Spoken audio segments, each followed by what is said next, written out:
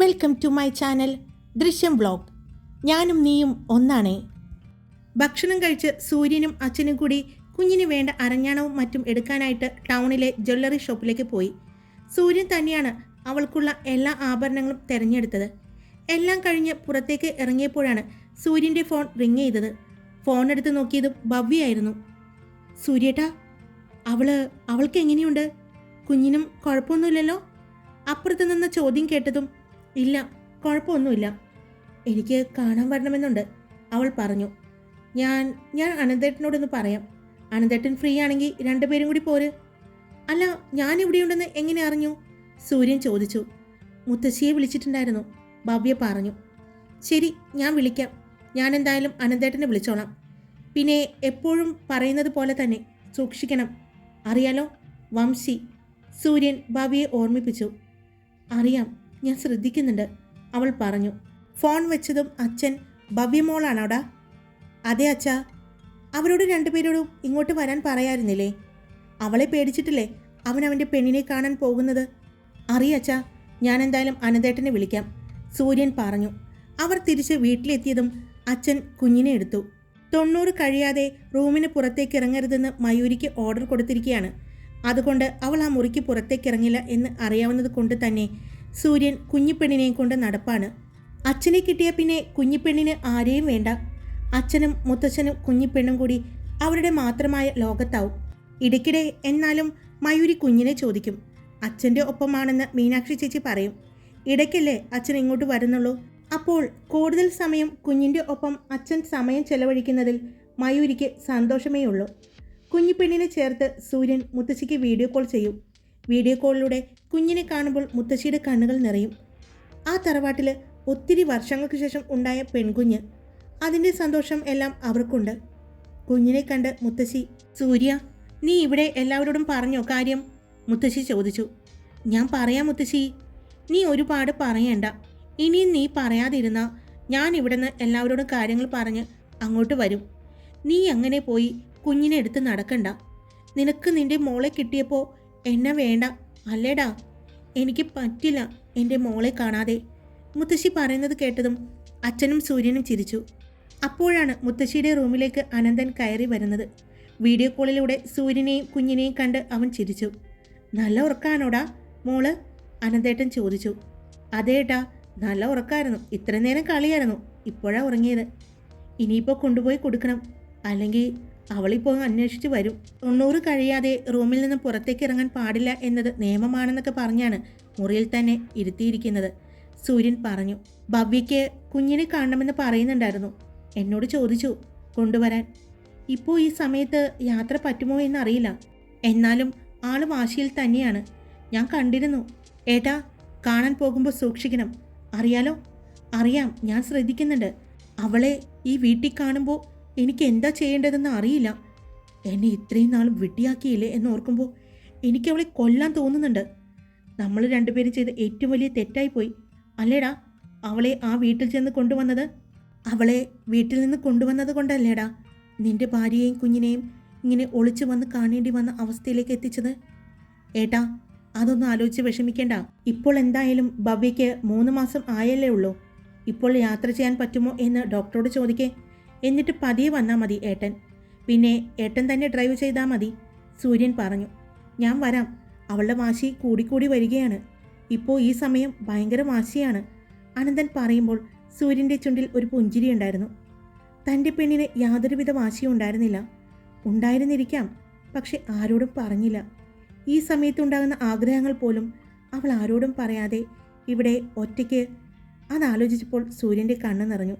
പിന്നെ എന്തു പറയാൻ എൻ്റെ സൂര്യ? എന്തിനും ഏതിനും കൂട്ടായിട്ട് ഈ മുത്തശ്ശിയാണല്ലോ. മിക്കപ്പോഴും വിളിക്കും, എന്നിട്ട് അവൾക്ക് ഓരോന്ന് ഓതിക്കൊടുക്കും. എന്നെ ഓഫീസിൽ ഇരിക്കാൻ സമ്മതിക്കില്ല പെണ്ണ്. അപ്പോഴേക്കും എന്തെങ്കിലും ആവശ്യങ്ങൾ പറയും. അത് അമ്മ ഉണ്ടാക്കി കൊടുക്കണമെന്ന് പറഞ്ഞ് സമ്മതിക്കില്ല. അവളുടെ അമ്മയെ ബുദ്ധിമുട്ടിക്കാൻ പറ്റില്ല. ഈ കുഞ്ഞ് നിങ്ങളുടെ അല്ലേ, നിങ്ങൾ തന്നെ കഷ്ടപ്പെടണം എന്നൊക്കെയാണ് പറയുന്നത്. അനന്തൻ പറയുന്നത് കേട്ട് മുത്തശ്ശിയും അച്ഛനും സൂര്യനും ചിരിച്ചുപോയി. പക്ഷെ സൂര്യ, എനിക്കറിയാം, ഞാൻ ഓടിച്ചെല്ലുമ്പോൾ എൻ്റെ ടെൻഷൻ മാറ്റാൻ വേണ്ടി, ടെൻഷൻ റിലീഫ് ചെയ്യാൻ വേണ്ടി അവൾ കാണിക്കുന്ന വാശിയാണെന്ന്. അല്ലെങ്കിൽ അതൊരു പാവമാണ്. അനന്തൻ പറയുമ്പോൾ എത്രമാത്രം അനന്തൻ ഭവ്യയെ ഇഷ്ടപ്പെടുന്നുണ്ടെന്ന് എല്ലാവർക്കും മനസ്സിലായി. അപ്പോഴാണ് റൂമിലേക്ക് സൂര്യൻ്റെ അമ്മ കയറി വന്നത്. അപ്പോഴേക്കും മുത്തശ്ശി കോള് കട്ട് ചെയ്തു. എന്താണിവിടെ മുത്തശ്ശിയും കൊച്ചുമോനും തമ്മിൽ? അമ്മ ചോദിച്ചു. ചുമ്മാ ഞങ്ങൾ സൂര്യൻ എവിടെ പോയി എന്ന് ചോദിക്കായിരുന്നു, മുത്തശ്ശി പറഞ്ഞു. അപ്പോഴാണ് അങ്ങോട്ട് വംശി കയറി വന്നത്. വംശിയെ കണ്ടതും മുത്തശ്ശിയുടെയും അനന്തൻ്റെയും പുഞ്ചിരി മാറി. അല്ലെങ്കിലും ഈ ഇടയായിട്ട് മുത്തശ്ശിക്കും അനന്തേട്ടനും ഇത്തിരി രഹസ്യം പറച്ചിൽ കൂടുന്നുണ്ടോ അമ്മേ? എപ്പോൾ നോക്കിയാലും രണ്ടുപേരും ഇങ്ങനെ സംസാരിച്ചു കൊണ്ടിരിക്കും. നമ്മൾ ആരെങ്കിലും വന്നാൽ പിന്നെ മിണ്ടില്ല, വംശി പറഞ്ഞു. അത് കേട്ടതും അനന്തനും മുത്തശ്ശിയും പരസ്പരം നോക്കി. അതെന്തിനാണെന്ന് എനിക്കറിയാം. മുത്തശ്ശിയുടെ ഇപ്പോഴത്തെ ഷുഗർ ടെസ്റ്റ് ചെയ്തപ്പോൾ മനസ്സിലായി. നീ സ്വീറ്റ്സ് ഐറ്റംസ് മുത്തശ്ശിക്ക് കൊണ്ടുവന്ന് കൊടുക്കാറുണ്ടോ? രക്ഷ ചോദിച്ചതും ഇല്ല, ഞാനൊന്നും കൊടുക്കാറില്ല. എന്നാൽ ഷുഗർ കൂടുതലാണ്. ഈ മാസത്തെ അല്ല, കഴിഞ്ഞ മാസത്തെ ടെസ്റ്റ് ചെയ്തപ്പോൾ. രക്ഷ അങ്ങനെ പറഞ്ഞതും മുത്തശ്ശി അനന്തനെ ഒന്ന് കൂർപ്പിച്ച് നോക്കി. ഞാനൊന്നും ചെയ്തിട്ടില്ല. അത് പിന്നെ സൂര്യന് നമ്മുടെ കുഞ്ഞിപ്പെണ്ണുണ്ടായ സന്തോഷത്തിന് അല്പം മധുരം കഴിച്ചു, അത്രയേ ഉള്ളൂ, മുത്തശ്ശി മനസ്സിൽ പറഞ്ഞു. അത് അനന്തന് മനസ്സിലായതുപോലെ അനന്തൻ തലയാട്ടി. കാരണം അനന്തനാണ് കുഞ്ഞിപ്പെണ്ണുണ്ടായി എന്ന സന്തോഷത്തിൽ സ്വീറ്റ്സ് വാങ്ങിക്കൊടുത്തത്. അതുകൊണ്ട് ആരെയും കുറ്റം പറയാനും അവന് പറ്റില്ല. ഇനി ഇങ്ങനെ പോയാൽ നിന്നെ ഞാൻ ഈ മുറിയിലേക്ക് കയറ്റില്ല, മുത്തശ്ശിയുടെ അടുത്തേക്ക് അടുപ്പിക്കില്ല, നോക്കിക്കോ എന്ന് പറഞ്ഞ അമ്മ അവിടെ നിന്നും പോയി. അമ്മ പോയതും അനന്തൻ മുത്തശ്ശിയെ നോക്കി. മുത്തശ്ശി അനന്തനെ നോക്കി പുച്ഛിച്ചു. രണ്ടുപേരും പിന്നെ നോക്കിയത് വംശിയായിരുന്നു. അവരുടെ മുഖത്തെ സന്തോഷം വീണ്ടും മാഞ്ഞു. അവളെ കാണുമ്പോൾ മുത്തശ്ശിക്കും അനന്തനും അറപ്പും വെറുപ്പുമാണ് തോന്നുന്നത്. എത്രയും പെട്ടെന്ന് ഇവിടെ നിന്ന് പിടിച്ചിറക്കി കളയണമെന്നുണ്ട്. പക്ഷേ സൂര്യൻ അതുകൊണ്ട് മാത്രം ഇവിടെ നിർത്തിയിരിക്കുകയാണ്. ഇതേ സമയം പെട്ടെന്ന് മുത്തശ്ശിയുടെ അനന്തൻ്റെ കോള് കട്ടായപ്പോൾ തന്നെ മനസ്സിലായി അവിടെ ആരോ വന്നിട്ടാണെന്ന്. കുഞ്ഞുറങ്ങിയതും അച്ഛൻ തന്നെ കുഞ്ഞിനെ കൊണ്ടുപോയി മയൂരിയുടെ അടുത്ത് കിടത്തി. അച്ഛാ, സൂര്യേട്ടൻ ഇപ്പോൾ എങ്ങനെയുണ്ട്? ആൾ ഓഫീസിലേക്ക് പോകുന്നുണ്ടോ? മയൂരി ചോദിച്ചു. അത് കേട്ടതും അച്ഛൻ അവിടെയുണ്ടായിരുന്ന സോഫയിൽ ഇരുന്നു.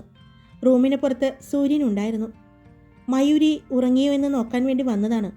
ഉറങ്ങിയിട്ടുണ്ടെങ്കിൽ അവളുടെ അടുത്ത് കിടക്കാൻ വേണ്ടി വന്നതാണ്. പക്ഷേ അപ്പോഴാണ് ആള് അച്ഛനോട് തന്നെപ്പറ്റി ചോദിക്കുന്നത് കേൾക്കുന്നത്. ഓഫീസിലൊക്കെ പോകുന്നുണ്ട് മോളെ, പക്ഷേ ഒന്നും കഴിക്കുന്നൊന്നുമില്ല, പഴയ ഉഷാറൊന്നുമില്ല, എപ്പോഴും ഒരു സങ്കടമാണ്, എന്തോ വല്ലാത്ത ഭാവമാണ് ഇപ്പോൾ അവന്. ഭക്ഷണമൊന്നും മര്യാദയ്ക്ക് കഴിക്കുന്നില്ല എന്ന് അമ്മ പറയുന്നുണ്ട്.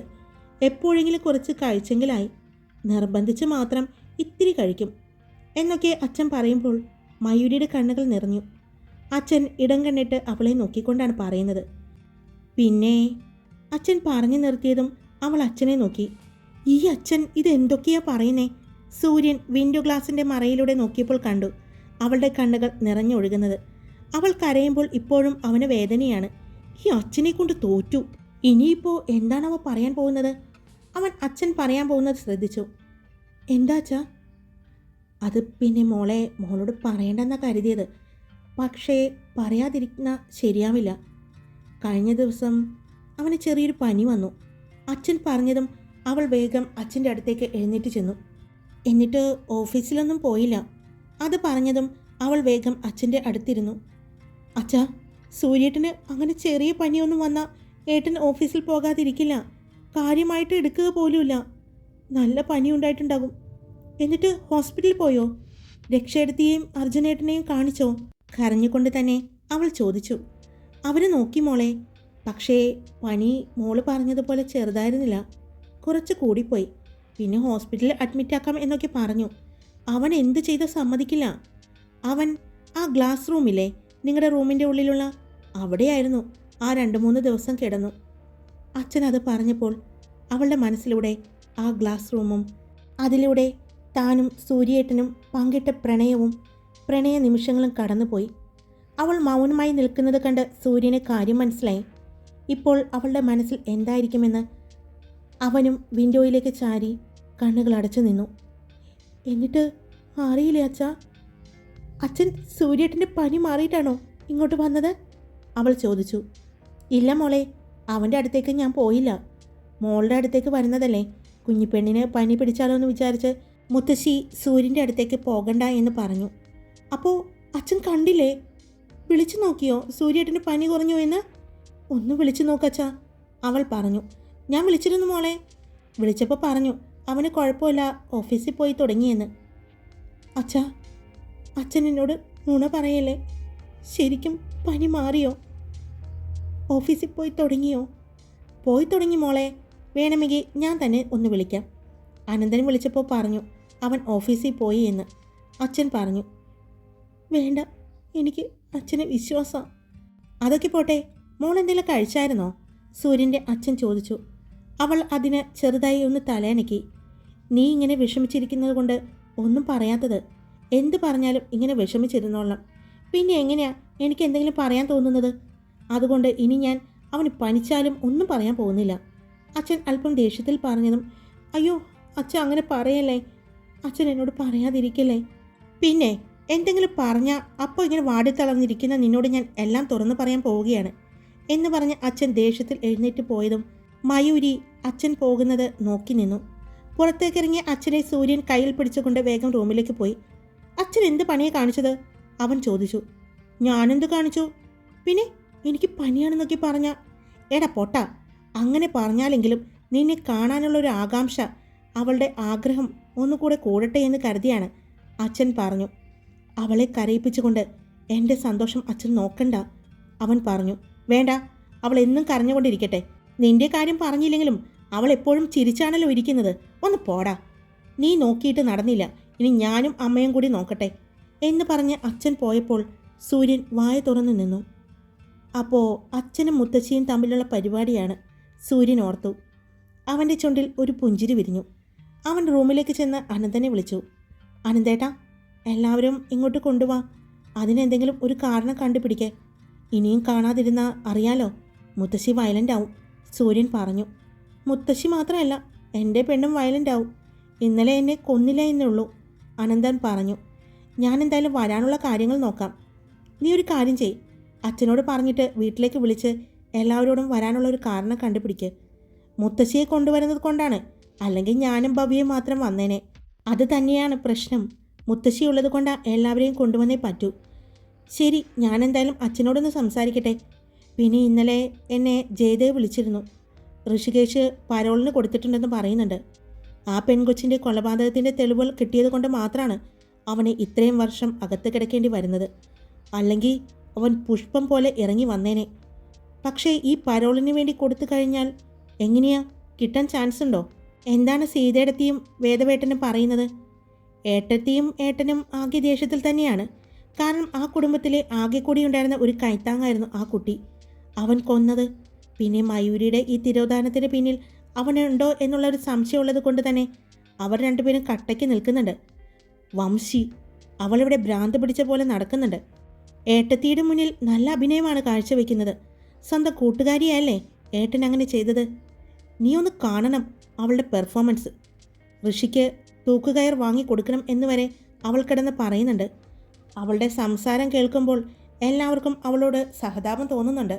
പക്ഷേ അവളുടെ യഥാർത്ഥ മുഖം അറിയുന്ന നമ്മളിൽ കുറച്ച് പേർക്ക് അത് അവളുടെ അഭിനയമാണെന്ന് അറിയാലോ, അനന്തൻ പറഞ്ഞു. എന്തായാലും മുത്തശ്ശിയുടെ ഈ വഴിപാടുകൾ കൊണ്ട് എനിക്ക് അവളുടെ അടുത്തേക്ക് ചെല്ലേണ്ട ആവശ്യം വരുന്നില്ല. അവൾക്ക് സംശയം തോന്നാത്ത രീതിയിൽ കൈകാര്യം ചെയ്യുന്നുണ്ട്, അനന്തൻ പറഞ്ഞു. എന്നാലും എത്ര ദിവസമാണ് ഏട്ടൻ ഇങ്ങനെ? ഏട്ടനെ ട്രാൻസ്ഫർ നോക്കിയിട്ട് എന്തായി? അതിന് അമ്മയും മറ്റുള്ളവരും സമ്മതിക്കുന്നില്ലല്ലോ. സൂര്യ, നിനക്കറിയില്ലേ?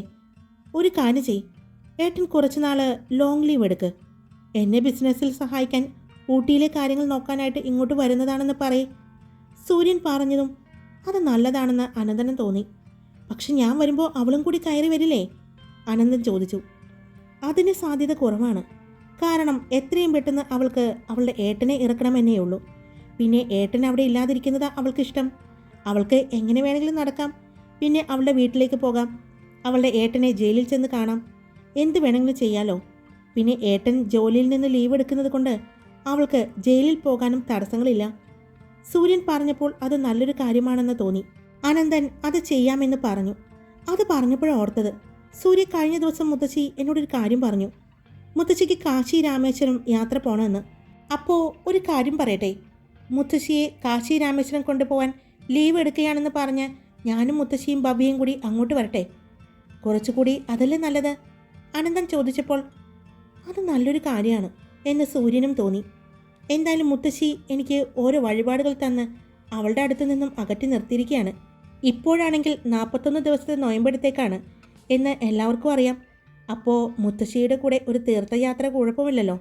അനന്തൻ പറഞ്ഞപ്പോൾ അത് നല്ല കാര്യമാണെന്നും മുത്തശ്ശിയോടും അച്ഛനോടും സംസാരിച്ചിട്ട് അതുപോലെ ചെയ്യാമെന്നും സൂര്യൻ പറഞ്ഞു. ഫോൺ വെച്ചു. സൂര്യൻ മയൂരിയെ ഇവിടെ വന്ന ആ ദിവസങ്ങളിൽ അച്ഛനും താനും കുറച്ച് ദിവസം ഇവിടെ നിന്നതും അവളുടെ ആ ദിവസങ്ങളിലെ അവസ്ഥ വളരെ മോശമായിരുന്നു. തന്നെ കാണാതെ തന്നെ വിട്ടുപോകുന്നതിൻ്റെ വിഷമം, താൻ അവളെ കാണാതെ വിഷമിക്കുന്നുണ്ടാവും എന്നോർത്തുള്ള സങ്കടം എല്ലാം അവളുടെ വാക്കിലൂടെയും പ്രവൃത്തിയിലൂടെയും പറഞ്ഞു തീർക്കുകയായിരുന്നു. ഭക്ഷണമൊന്നും കഴിക്കാതെ ജലപാനമില്ലാതെ അവൾ ഇരുന്നു. ഇനിയും വാശി കാണിച്ചാൽ സൂര്യനോട് പറയുമെന്ന് അച്ഛൻ പറഞ്ഞ് ഭീഷണിപ്പെടുത്തിയിട്ടാണ് ഭക്ഷണമൊക്കെ കഴിപ്പിച്ചു തുടങ്ങിക്കൊണ്ടിരുന്നത്. പതിയെ അവൾ ഓക്കെയായി കുറച്ച് ദിവസം കഴിഞ്ഞപ്പോൾ തങ്ങൾ തിരിച്ച് നാട്ടിലേക്ക് പോകാമെന്ന് തീരുമാനിച്ചു. അവിടെ ചെന്നിട്ട് വേണം വംശിയെ കാണാൻ എന്ന് സൂര്യൻ വിചാരിച്ചിരുന്ന സമയത്താണ് മീനാക്ഷി ചേച്ചിയുടെ കരച്ചിൽ കേൾക്കുന്നത്. ഓടിച്ചെന്നപ്പോൾ കണ്ടു റൂമിൽ വീണ് കിടക്കുന്ന മയൂരിയെ. സൂര്യനാണ് കൈകളിൽ കോരിയെടുത്ത് വേഗം ഹോസ്പിറ്റലിലേക്ക് പോയത്. അവിടെ ചെന്നപ്പോഴാണ് തൻ്റെ കുഞ്ഞിപ്പെണ്ണിൻ്റെ വരവ് അറിയിച്ചത്. തൻ്റെ പെണ്ണിൻ്റെ സംശയം ശരിയായിരുന്നു. തൻ്റെ ജീവൻ അവളുടെ ഉദരത്തിൽ വളർന്നു തുടങ്ങിയിരിക്കുന്നു. ആ സന്തോഷത്തിൽ പിന്നെ 2 ദിവസം കൂടി അവിടെ തന്നെ നിന്നു. അന്ന് രാത്രി അവൾക്ക് ഉറക്കക്കുറവുള്ളത് കൊണ്ട് മെഡിസിൻ കൊടുത്തിരുന്നു, നന്നായി ഉറങ്ങാൻ വേണ്ടി. അതുകൊണ്ട് അവളുടെ കൂടെ തന്നെ കിടന്നു, അവളെ ചേർത്ത് പിടിച്ചുകൊണ്ട് തന്നെ. പിന്നെ 2 ദിവസം കഴിഞ്ഞ് തിരിച്ച് നാട്ടിലേക്ക് എത്തിയത്. നാട്ടിൽ ചെയ്തു തീർക്കാൻ കുറച്ച് കാര്യങ്ങൾ ഉള്ളത് കൊണ്ട് തന്നെയാണ് വേഗം പോകുന്നത്. എന്നാലും എല്ലാ ദിവസവും വിളിച്ച് അവളുടെ കാര്യങ്ങൾ മീനാക്ഷി ചേച്ചിയോട് ചോദിക്കായിരുന്നു. വീഡിയോ കോളിലൂടെ അവർ കാണിച്ചു കൊടുക്കുന്നുണ്ട്. കുഞ്ഞിൻ്റെ വരവറിയിച്ച പിന്നെ മയൂരിയിൽ ഒരു മാറ്റം കണ്ടു തുടങ്ങി. അത് സൂര്യനെ ഒരുപാട് സന്തോഷത്തിലാക്കി. നാട്ടിലെത്തിയ ഉടനെ ആദ്യം സൂര്യൻ ചെയ്തത് അനന്തനോട് സംസാരിക്കുക എന്നതാണ്. തിരിച്ച് വീട്ടിലെത്തി ഭവ്യയെ കാണാൻ അനന്തനെയും കൊണ്ട് സൂര്യൻ ചെന്നു. പിന്നീട് ഭവ്യയിലൂടെ സൂര്യനും അനന്തനും എല്ലാ കാര്യങ്ങളും അറിഞ്ഞു. താൻ സ്നേഹിച്ച ഭവ്യ ഇതാണെന്ന് അറിഞ്ഞ ഞെട്ടല്ലായിരുന്നു അനന്തൻ. പിന്നീട് വംശി ചെയ്ത കാര്യങ്ങളെല്ലാം അറിഞ്ഞതോടുകൂടി അനന്തേട്ടന് ദേഷ്യമായിരുന്നു വംശിയോട്. സൂര്യനും ഭവ്യയോട് ഒന്നും മിണ്ടാതെ ഏട്ടൻ തിരിച്ച് വീട്ടിലേക്ക് പോന്നു. അവിടെ വംശിയെ കണ്ടപ്പോൾ ഏട്ടൻ പ്രതികരിക്കാൻ ചെന്നുവെങ്കിലും സൂര്യൻ തടഞ്ഞു നിർത്തുകയായിരുന്നു. എല്ലാവരും മയൂരിയെ അന്വേഷിച്ച് ഓടുന്നതിനിടയിൽ സൂര്യൻ പറഞ്ഞു, അവളെ അന്വേഷിച്ച് ആരും പോകണ്ട, അവളുടെ ഇഷ്ടത്തിന് അവൾ പോയതല്ലേ, എപ്പോൾ തിരിച്ചു വരാൻ തോന്നുന്നു അപ്പോൾ വരട്ടെ എന്നെല്ലാം പറഞ്ഞ് സൂര്യൻ എല്ലാവരെയും തടഞ്ഞു നിർത്തി. ആദ്യം സംശയം തോന്നിയെങ്കിലും സൂര്യൻ അവളോട് ദേഷ്യമാണ് എന്ന് തോന്നിയത് കൊണ്ട് വംശിയും പിന്നെ അതിൻ്റെ പുറകെ പോയില്ല. അപ്പോഴാണ് സൂര്യൻ ഋഷികേശിനെ ജയിലിലേക്ക് അയക്കുന്നത്. അവൻ ജയിൽ ചാടി എന്നുള്ള വിവരം അനന്തനും സൂര്യനും കണ്ടെത്തി. അവന് വീണ്ടും ജയിലിലേക്ക് അയക്കുകയായിരുന്നു. ജയിൽ ചാടിയ കുറ്റത്തിനും ഒരു പെൺകുട്ടിയെ ക്രൂരമായി കൊന്നു എന്ന കേസിനും എല്ലാ തെളിവുകളും സൂര്യനും അനന്തനും കൂടി കണ്ടെത്തി അവനെ നിയമത്തിന് മുന്നിൽ കൊണ്ടുവരികയായിരുന്നു. ഇതെല്ലാം അറിഞ്ഞപ്പോൾ ആകെ ദേഷ്യത്തിലായിരുന്നു വംശി. പക്ഷേ പുറത്ത് കാണിക്കാൻ പറ്റില്ലല്ലോ. പുറത്ത് സ്നേഹനിധിയായ ഭാര്യയല്ലേ, മരുമകളല്ലേ. അതുകൊണ്ട് അവൾ പിടിച്ചു വെച്ചു. അവളുടെ സ്വഭാവം ആ വീട്ടിലെ 4 പേർക്കേ അറിവുണ്ടായിരുന്നുള്ളൂ. അവർ അവളെ നന്നായി തന്നെ നിരീക്ഷിച്ചു. ഒരു ദിവസം വീണ്ടും അനന്തേട്ടൻ ഭവ്യയെ കണ്ടു. അവർ സംസാരിച്ചു. പിന്നീട് സംസാരം അവരുടെ ആ പഴയ പ്രണയത്തിലേക്ക് എത്തുകയായിരുന്നു. വംശിയിൽ നിന്നും അനന്തേട്ടൻ അപ്പോഴേക്കും പൂർണ്ണമായും അകന്നിരുന്നു. അവളുടെ കൂടെ ഒരു റൂമിൽ കഴിയാൻ പോലും ഏട്ടന് താല്പര്യമുണ്ടായിരുന്നില്ല. അതിന് ഏട്ടൻ കണ്ടുപിടിച്ച മാർഗം മയൂരിയെ ഓർത്ത് വിഷമിച്ചിരിക്കുന്ന സൂര്യനെ അതിൽ നിന്നും അവളുടെ ഓർമ്മയിൽ നിന്നും മാറ്റാൻ കൂടെ ആരെങ്കിലും വേണമെന്നും അതും പറഞ്ഞ് സൂര്യൻ്റെ റൂമിലേക്ക് അനന്തേട്ടൻ എല്ലാ ദിവസവും രാത്രി കിടക്കാൻ നേരം വരും. സൂര്യൻ ആ സമയം അവരുടെ ആ ഗ്ലാസ് റൂമിലായിരിക്കും. സൂര്യൻ്റെ റൂമിൽ അനന്തേട്ടനും. ആ സമയമായിരിക്കും അനന്തേട്ടൻ ഭവ്യയുമായിട്ട് സംസാരിക്കുന്നത്. സംസാരിച്ച് രണ്ടുപേരും അവരുടെ പ്രണയം ഇനി വിട്ടുകൊടുക്കാൻ തയ്യാറല്ല എന്നുള്ള ഒരു അവസ്ഥയിലെത്തി. സൂര്യനോടും അച്ഛനോടും മുത്തച്ഛിയോടും അനന്തൻ കാര്യങ്ങൾ പറഞ്ഞു. അവർക്ക് 100% സമ്മതമായിരുന്നു. പക്ഷേ നിയമപ്രകാരം വംശി അനന്തൻ്റെ ഭാര്യ ആയതുകൊണ്ട് തന്നെ ഭവ്യയുമായിട്ടുള്ള വിവാഹത്തിന് ലീഗൽ സപ്പോർട്ട് കിട്ടില്ല എന്ന് അറിയാമെങ്കിലും അവർ അവരുടെ കുടുംബക്ഷേത്രത്തിൽ വെച്ച് അച്ഛനെയും മുത്തശ്ശിയെയും സൂര്യൻ്റെയും ഭവ്യയുടെ അമ്മയുടെയും മയൂരിയുടെ അച്ഛൻ ദത്തൻ്റെയും ആദിശ്രീയുടെയും മുന്നിൽ വെച്ച് അനന്തൻ ഭവ്യയെ താലി കെട്ടി അവൻ്റെ സ്വന്തമാക്കി. എത്രയും പെട്ടെന്ന് വംശിയുമായിട്ടുള്ള ബന്ധം വേർപെടുത്താനുള്ള കാര്യങ്ങൾ ചെയ്യാമെന്ന് സൂര്യൻ്റെ അച്ഛനും സൂര്യനും അനന്തനും ഭവ്യയുടെ അമ്മയ്ക്ക് വാക്കുകൊടുത്തു. ഭവ്യയ്ക്കും അമ്മയ്ക്കും അനീതിക്കും താമസിക്കാനായിട്ട് അനന്തൻ ഒരു ഫ്ലാറ്റ് വാങ്ങി. അവരുടെ സംരക്ഷണ ചുമതല അനന്തൻ ഏറ്റെടുത്തു. സമയം കിട്ടുമ്പോഴെല്ലാം അനന്തൻ അങ്ങോട്ട് പോകുമായിരുന്നു. അങ്ങനെയാണ് ഇപ്പോൾ ഭവ്യ പ്രഗ്നൻ്റായി. 3 മാസമാണ്. അതിനിടയ്ക്ക് സമയം കിട്ടുമ്പോഴെല്ലാം അനന്തനും സൂര്യനും വംശിയെ പ്രകോപിപ്പിക്കുന്ന കാര്യങ്ങൾ ചെയ്യുമായിരുന്നു. അതിന് കൂട്ടായിട്ട് മുത്തശ്ശിയും. മുത്തശ്ശിക്ക് അവൾ വേദനിക്കുന്നത് ഒരു ഹരമായി മാറുകയായിരുന്നു. ഹായ്, എല്ലാവരും സുഖമായിട്ടിരിക്കുന്നോ? സ്റ്റോറിയിൽ കൺഫ്യൂഷൻസ് ഉണ്ടോ? ഉണ്ടെങ്കിൽ കമൻറ്റ് ചെയ്തോളൂ കേട്ടോ. ഞാനത് ക്ലിയർ ചെയ്തേക്കാവേ. നിങ്ങളുടെ സംശയങ്ങളെല്ലാം മാറിയെന്നാണ് എൻ്റെ ഒരു വിശ്വാസം. എന്നാലും പല ആളുകളല്ലേ, പല ആളുകളുടെ മനസ്സിൽ പല സംശയങ്ങളുണ്ടാവും. അപ്പോൾ അത് കമൻറ്റ് ചെയ്താൽ മതി കേട്ടോ. അപ്പോൾ സ്റ്റോറി ഇഷ്ടപ്പെട്ടാൽ ലൈക്ക് ചെയ്യണം, കമൻറ്റ് ചെയ്യാൻ മറക്കരുത്, സബ്സ്ക്രൈബ് ചെയ്യാൻ ഒട്ടും മറക്കരുത് കേട്ടോ. Love you all. It's me Karthika.